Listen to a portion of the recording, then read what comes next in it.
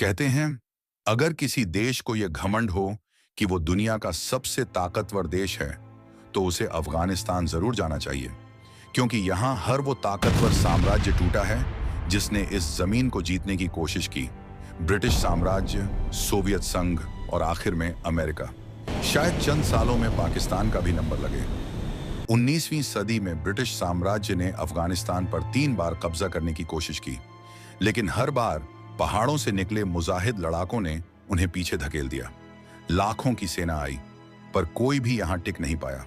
इसके बाद 1979 में सोवियत संघ ने अफगानिस्तान पर हमला किया। उस वक्त दुनिया 2 गुटों में बंटी थी, अमेरिका और सोवियत यूनियन। 10 साल चली इस जंग में लाखों लोग मारे गए और आखिर में सोवियत सेना को पीछे हटना पड़ा। इससे सोवियत यूनियन इतना कमजोर हो गया कि 2 सालों के अंदर इतना बड़ा साम्राज्य सफे हस्ती से ही मिट गया। यहीं से शुरू हुई एक नई पीढ़ी जिसे लोग मुजाहिदीन के नाम से जानते हैं। सोवियत फौज के जाने के बाद अफगानिस्तान में गृहयुद्ध भड़क उठा। हर इलाका किसी न किसी सरदार के कब्जे में था। इसी अराजकता के बीच कंधार से एक नया ग्रुप उठा, तालिबान। इस आंदोलन के संस्थापक थे मुल्ला मोहम्मद उमर। वो एक साधारण मौलवी थे जिन्होंने तालिबान को न्याय और स्थिरता लाने का वादा देकर संगठित किया। 1996 तक तालिबान ने काबुल पर कब्जा कर लिया। मुल्ला उमर को अमीर उल मोमिनीन घोषित किया गया। उनके शासन में सख्त शरीयत कानून लागू किए गए, संगीत और कला पर प्रतिबंध लगा और अफगानिस्तान एक बंद समाज में बदल गया। वेस्टर्न दुनिया ने अफगानिस्तान को दुनिया से अलग थलग करने की पूरी कोशिश की, क्योंकि उनकी नजर अफगानिस्तान की सरजमीन पर थी।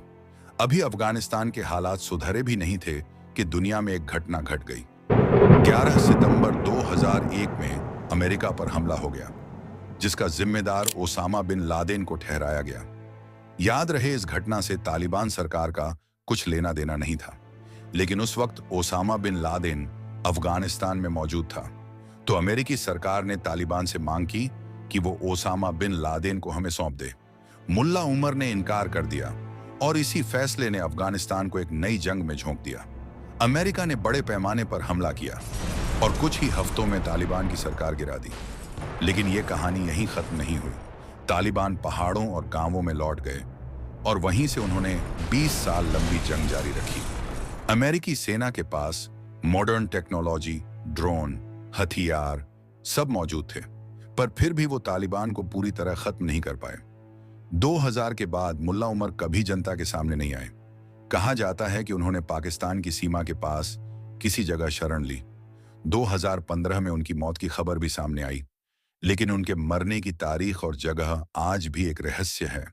आखिरकार 2020 में अमेरिका ने तालिबान से समझौता किया और 2021 में अमेरिकी फौज अफगानिस्तान छोड़कर चली गई।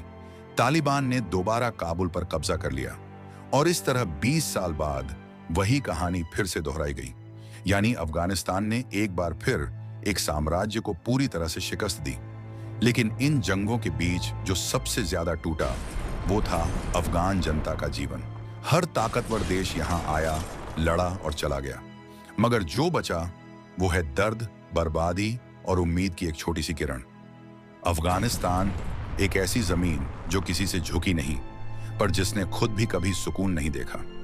अफगानिस्तान ने साबित कर दिया है कि यह जमीन गरीबी में जिंदगी तो गुजार सकती है, लेकिन गुलामी में नहीं। वीडियो अच्छी लगी हो तो लाइक, शेयर एंड सब्सक्राइब करना ना भूलें।